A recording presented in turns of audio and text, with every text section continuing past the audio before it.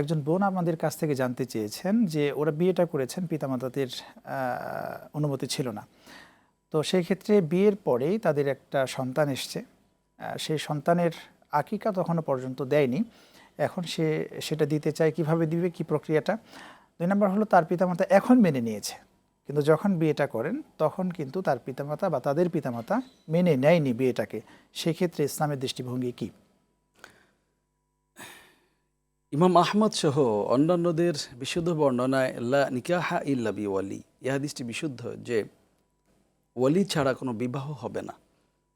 হানাফি মাযহাব এবং এই যে ওয়ালি আপনি শব্দটা বললেন, এটা কিন্তু সাধারণ মানুষ বুঝবে না, বাংলাটা ওয়ালি মানে হচ্ছে অভিভাবক। অভিভাবক, জি। অভিভাবক যিনি, ইনি হতে পারেন পিতা, হতে পারেন তার বড় ভাই, হতে পারেন দাদা, হতে পারেন তার মামা, যিনি পরিবারের প্রধান, যিনি তার দেখভাল, ভরণ পোষণ, যাবতীয় পারিবারিক নিরাপত্তা এবং ভালো মন্দের সাথে সংশ্লিষ্ট রয়েছেন, জি।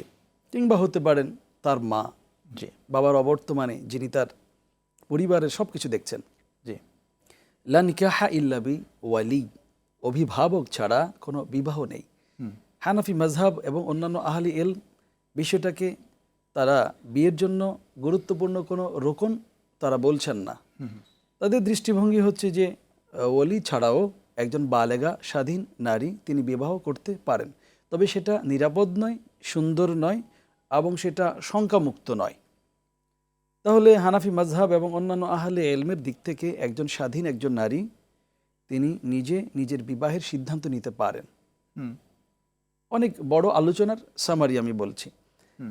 আবার বোন দারুণ একটি প্রসঙ্গ উপস্থাপন করেছেন, বিয়ের পর বাবা মা মেনে নিয়েছেন। আসলে মান অভিমানের ক্ষেত্রে এটাই হয়। আমরা কিন্তু এই উত্তর দেওয়ার মাধ্যমে বোনদেরকে একাকী বিবাহ করার ব্যাপারে আমরা বৈধতা উৎসাহিত এগুলো করছি না। কেননা যখন তিনি কোনো সংকটে পড়েন তখন পরিবার তার কাছে থাকে না, এবং এই ধরনের গুপ্ত বিবাহ এটা জীবনকে ধ্বংস করে দেয়। এমনকি অনেক বোনের কোথাও তার লাশকে ঝুলন্ত অবস্থায় পাওয়া যায়, পরিবার জানা না। এদিকে ইসলামের দৃষ্টিভঙ্গি আলিনু হাদা নিকাহ, রাসূলুল্লাহ সাল্লাল্লাহু আলাইহি ওয়াসাল্লাম বলেছেন বিবাহটাকে এলান করে দাও, ও যে আলু হাফিল মাসাজিদ, এবং মসজিদে সেটাকে তোমরা সংগঠিত করো যেন সকলেই জেনে যায়। জি।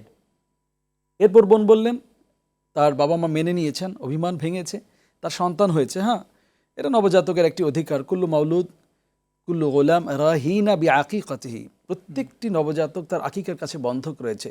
রাসূলুল্লাহ সাল্লাল্লাহু আলাইহি ওয়াসাল্লাম এদিকে তিনি নির্দেশ করেছেন এবং উৎসাহিত করেছেন। শরিয়ার বিষয় সেটা যে বাচ্চা যখন সপ্তম দিন, একটু বলতে চাই দর্শকদের জন্য, যেমন আজকে কি বার? সোমবার।